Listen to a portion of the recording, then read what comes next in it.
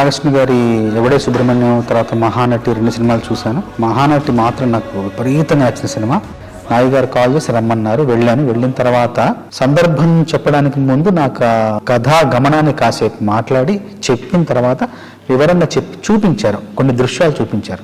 ఆ ఊరిని చూపిస్తూ కాశీలో జరిగే పరిణామాలు కావచ్చు, జరిగే మార్పులు కావచ్చు, జరిగే ఆ జీవన విధానాన్ని అంతా కళ్ళగట్టినట్టు చూపించారు. నాయుడు గారు కూడా స్పష్టంగా చెప్పారు ఏం కావాలి, ఆ సందర్భం యొక్క ఉద్దేశం ఏంటి, ఆ సందర్భంలో తను ఏం చెప్పాలనుకున్నారని చాలా స్పష్టంగా చెప్పారు. చెప్పిన తర్వాత నేను ఆ దృశ్యాన్ని మనసులో పెట్టుకుని వెళ్ళాను. వెళ్ళి ఒక 3 రోజులు శ్రమించి ఆ మొదటి 3 వాక్యాలు ఏదైతే క్లిష్టంగా ఉన్నాయో అది కేవలం ఒక గంట సమయంలో మొత్తం రాసేసి, మిగతా పాట ఇంకొక అరగంటలో రాసేసి మొత్తం 1.5 2 గంటల పాట మొత్తం పూర్తి చేశాను. ఆయన వెళ్ళి కలిసి పాట వినిపించాను.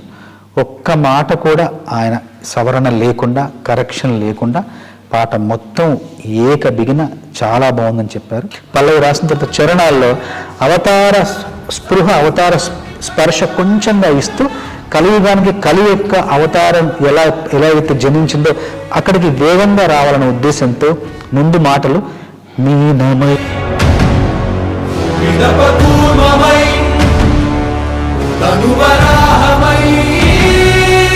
మనకు సాయమై ఎన్నో అద్భుతాలు సృష్టించి మనం పుట్టినప్పటి నుండి చూడలేని, నా జీవితంలో నేను పుట్టినప్పటి నుండి నేను సినిమాల్లో చూడలేని ఎన్నో అద్భుతాలు, ఎన్నో విచిత్రాలు ఈ సినిమాలో చూసే అవకాశం ఈ సినిమా ద్వారా నాకు లభించింది. నాకింత గొప్ప అవకాశాన్ని ఇచ్చిన నాగి గారికి, స్వప్న గారికి, దత్ గారికి మనస్ఫూర్తిగా ధన్యవాదాలు తెలియజేస్తున్నాను.